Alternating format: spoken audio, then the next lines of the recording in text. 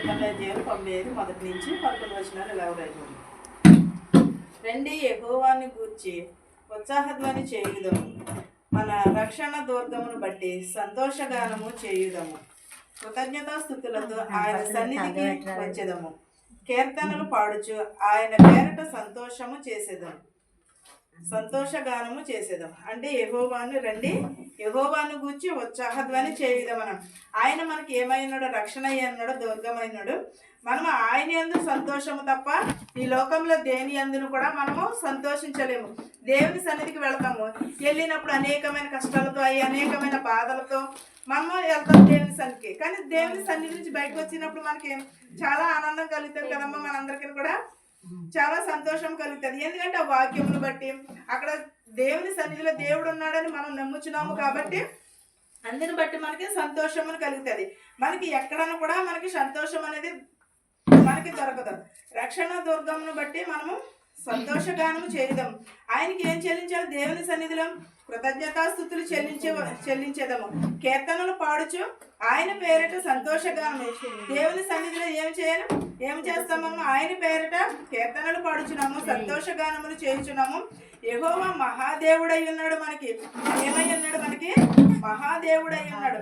దేవతలందరికీ పైన మహత్యము గల మహారాజు. భూ అగాధ స్థలములు ఆయన చేతిలోనున్నవి, పర్వత శిఖరములు ఆయనవే. మిట్టలు కచ్చరిల్లు పోవును గాని దేవుని యొక్క కృప త్రొట్టిల్లపోదు. దేవుని యొక్క కృప మనలను విడిచిపోదు. ఆయన కృప మనకి ఎప్పుడు కూడా ఉంటుంది. దేవుడు మహాదేవుడు అయి ఉన్నాడు. దేవతలందరికంటే మహత్యము గల మహారాజు. భూ అగాధ స్థలముల చేతిలోనే, పర్వత శిఖరముల చేతిలోనే ఆయనవే ఉన్నవి. ఆయన చేతి పని లేకే భూమి ఆకాశములను సృజించాడు, సముద్రములను సృష్టించాడు. వీటన్నిటిని కూడా భూమి హస్తముల మీద మన దేవుడు మనల్ని అన్నిటిని కూడా పాలించేవాడు ఎవరు? ప్రజలను పాలించేవాడు ఆయనే. గొర్రెలకు మంచి కాపరి కూడా యేసుక్రీస్తు. మనం అందరం ఏమై ఉన్నామంటే గొర్రెలం అయి ఉన్నాము. మనకి కాపరి ఎవరు? యెహోవాయే మనకి కాపరి. నేడు మీరు ఆయన మాటలు అంగీకరించిన ఎడల ఎంతో మేలు.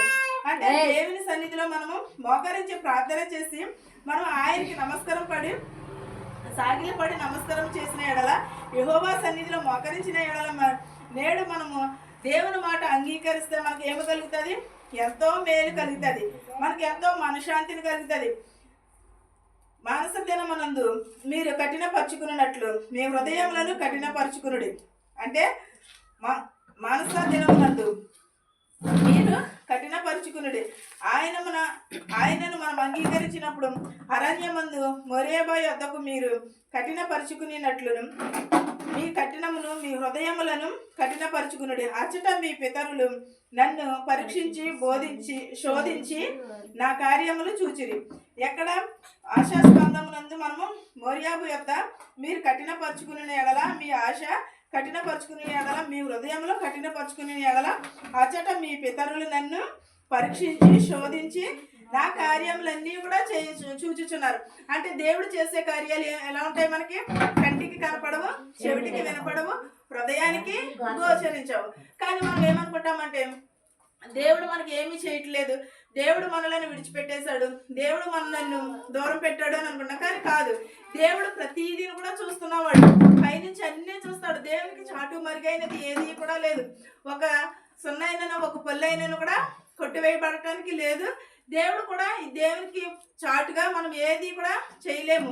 ఎందుకంటే దేవుడు సమస్తమును చూచుచున్నవాడు, బూదిగంతములను ఎరిగినవాడు. ఆయన ఆశ్చర్యకరుడు, ఆలోచనకర్త, సృష్టి యొక్క దేవుడు ఆయన అన్నాడు. ఈ సృష్టిని కానీ ఇవన్నీ కూడా ఆయన చేసిన చేతి పనులే. అలాంటినప్పుడు మనము దేవుని నుంచి తప్పించుకుంటుంటా సాధ్యమవుతుందా? సాధ్యమవదు. 40 ఏండ్ల కాలమును ఆ తరమ వారి వలన నేను విసికి వారి హృదయంను తప్పిపోవు ప్రజలు వారు నా మార్గములను తెలుసుకొనలేదు అనుకుంటేనే. అంటే 40 ఏండ్ల క్రిందట ఆ తరము వారందరూ కూడా విసికించి మోషే కాలంలో ఏం జరిగినది?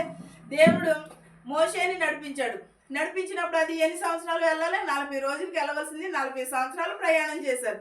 అప్పుడు ఏం చేశారు? దేవుణ్ణి చాలా విసిగించారు కదా. ప్రభు మాకు ఆహారం లేదు, మోషే మాకు ఆహారం లేదు, మమ్మల్ని చంపేస్తావా ఇక్కడ ఈ అరణ్యంలోనే, మాకు నీళ్లు లేవు, ఏమీ లేవు అని అన్నాడు. అన్న వెంటనే దేవుడికి ప్రార్థన చేయగా ఏం చేశాడు? దేవుడు నీ చేతిని నీ చేతిలో ఉన్న కర్రని బండ మీద కొట్టుమని నీళ్ళు వస్తాయని అన్నాడు. ఆహారం లేదు, ఆహారం లేదనగా ప్రార్థన చేయగా మన్నాని కురిపించాడు దేవుడు. అలాగే ఇన్ని అద్భుత కార్యములు చేసినా సరే దేవుడు నిజమైన రక్షకుడని మోషే కాలంలో నమ్మలేదు. మోషే అనేకమైన కార్యములు చేశాడు, అనేకమైన అద్భుతములు చేయించాడు మోషే చేత యేసుక్రీస్తు వారు. అయినా సరే ప్రజలు ఏం చేశారు? ఎవరిని కూడా నమ్మలేదు. దేవుని యందు నిజమైన రక్షకుడు యేసుక్రీస్తు అని ఎవరు కూడా నమ్మలేకపోయారు. ఆయన పుట్టుకను కానీ దేనిని కానీ కూడా ఎవరు నమ్మలేకపోయారు. కానీ నిజంగా ఆ తరంలో కూడా నమ్మకాన్ని కోల్పోయారు. కానీ మోషే వెళ్ళి ఒక 10 రోజులు ప్రార్థన చేసేసరికి ఏం చేశారు? అలా బంగారపు దూడను తయారు చేసి పూజలు చేశారు. కానీ ఆ బంగారపు దూడకున్నంత విలువ మన యేసుక్రీస్తు వారికి లేదు. మా బంగారపు దూడకి అంటే వాళ్ళు చేసిన పనులే వాళ్ళకి నమ్మకమును కలిగాయి. కానీ దేవుడు నిజమైన రక్షకుడు యేసుక్రీస్తు మన కొరకు ఈ లోకానికి వచ్చి ఉన్నాడు. ఆయన వదకితే పడిన గొర్రె పిల్లలా వధింపబడి ఉన్నాడని ఎవరిని కూడా నమ్మలేదు. నశించిపోయిన వారిని వెదకి రక్షించడానికే యేసుక్రీస్తు ఈ లోకానికి వచ్చి ఉన్నాడు. ప్రతి ఒక్కరును కూడా నశించిపోవటం ఆయనకి ఇష్టం లేదు. మారు మనసు పొందుటకు, రక్షణ భాగ్యం కలుగజేయటకు దేవుడే మనలను ఈ లోకంలోకి పంపి ఉన్నాడు యేసుక్రీస్తుని. కానీ మనం ఏం చేసామంటే ఆయన చెప్పే బోధకి లొంగలేదు. ఆయన నిజమైన మారు మనసు కలగండి అని చెప్పినా కూడా ఎవరిని కూడా నమ్మలేదు. కానీ మన కోసము దేవుడు ఆయన సిలువలో బలి అయ్యాడు. కానీ మనం ఏం చేస్తున్నాం? దేవునికి తిరిగి ఏమని ఇస్తున్నామా? మరి నా కోసం దేవుడు ఎంత శ్రమ పడ్డాడని మనం తిరిగి ఏం చేస్తున్నాం? మన పండుగలు చేసుకున్నాం. యేసుక్రీస్తు వారు పుట్టారని పండుగ చేసుకున్నాం. కానీ ఆయన పుట్టిక ఎలా ఉన్నది? ఒక పశువుల తొట్టిలో పుట్టి ఉన్నాడు. ఆయన పుట్టిక చాలా వేదనతో కలిగి ఉన్నది. కొన్ని సంవత్సరముల కిందట 2020 సంవత్సరాల కిందట ఆయన పుట్టి ఉన్నాడు. కానీ అప్పుడు పుట్టి ఉన్నప్పుడు అప్పటి నుంచి కూడా ప్రార్థన చేసుకుంటున్నాం, అన్నీ కూడా ఉన్నా. కానీ దేవుడు యేసుక్రీస్తు వారు ఎప్పుడు పుట్టారనేది కూడా ఎవరికి తెలియదు.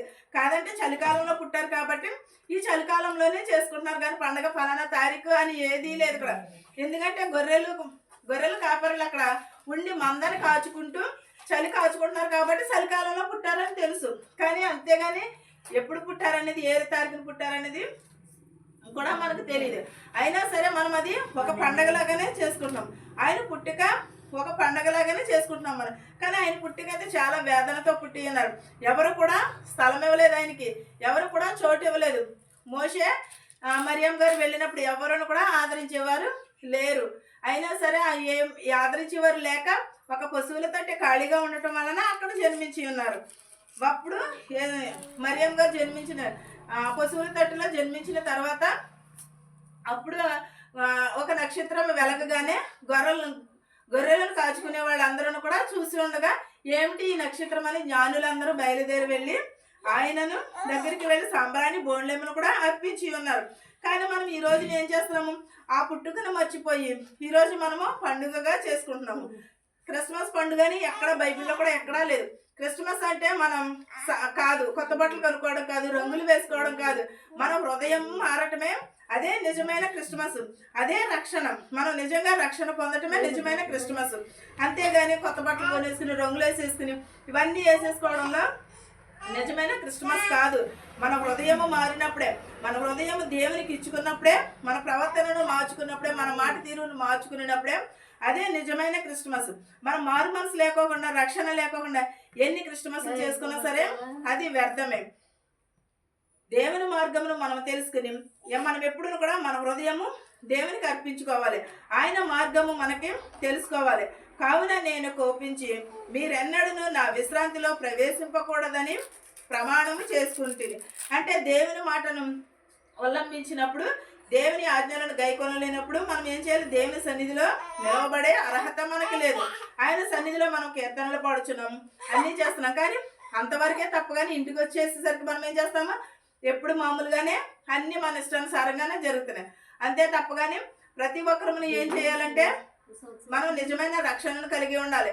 మన సంతానం అభివృద్ధి పొందాలి, మనము అభివృద్ధి పొందాలి, దీవెనలు కావాలి, ఆశీర్వాదములు కావాలి. కానీ దేవునిని మనం నిజముగా స్తుతించాలి. మనం అనేకమైనవి కోరుకుంటున్నాం, దేవుని సన్నిధిలో అనేకమైనవి అడుగుతున్నాం. కానీ దేవుడు మనల్ని ఏమి అడుగుతున్నాడు? ఏది అడగట్లేదు. నిజమైన రక్షణను మాత్రమే అడుగుచున్నాడు దేవుడు. సంవత్సరములు గతించుచున్నవి, నెలలు గతించుచున్నవి, కానీ మన హృదయం ఎలా ఉన్నది? ఎక్కడున్న వారం అక్కడే ఉన్నాం. దేవుని సన్నిధిలో ఒక 5 నిమిషాలకు వెళ్ళినంతరానే మనం భక్తి పరులమైపోము. ముసుగేసుకుని ప్రార్థన చేసినంతనే మనం భక్తిపరులం అయిపోం. నిజమైన రక్షణ ఎప్పుడు కలుగుతుందో మన హృదయాలలో, నిజమైన మార్పు ఎప్పుడు వస్తుందో మన హృదయంలో, అప్పుడే నిజమైన పండగ, నిజమైన రక్షణ కూడా. మనం దేవుని రాకడ సమీపంలో ఉన్నది. ప్రతి ఒక్కరమును కూడా సిద్ధపాటుని కలిగి ఉండాలి. మనం సిద్ధపాటు లేకుండా దేవుని రాజ్యంలో ప్రవేశించలేము. ఎందుకంటే దేవుని రాకడ వస్తుంది అని అంటున్నారు, రావట్లేదు అని అనుకున్నాం. కానీ ఏ నిమిషం మంది వచ్చినాం, ఎలాగ వచ్చినా కూడా ఎవరికి కూడా తెలియదు. రెప్పపాటున వచ్చి దేవుడు కొనుక్కోబడతాము, మనం లేపబడతాము. అప్పుడు మనము రెప్పపాటులో దేవుని రాజ్యంలో ప్రవేశించాలంటే ఇప్పటి నుంచే మనం సిద్ధపాటును కలిగి ఉండాలి, నిజమైన రక్షణను కలిగి ఉండాలి. సిద్ధపాటు లేకుండా దేవుని రాజ్యంలో మనం ప్రవేశించలేము. ఈ వాక్యము మీకును మాకును మనందరికీ తోడై ఉండును గాక. ఆమేన్. ఆమేన్.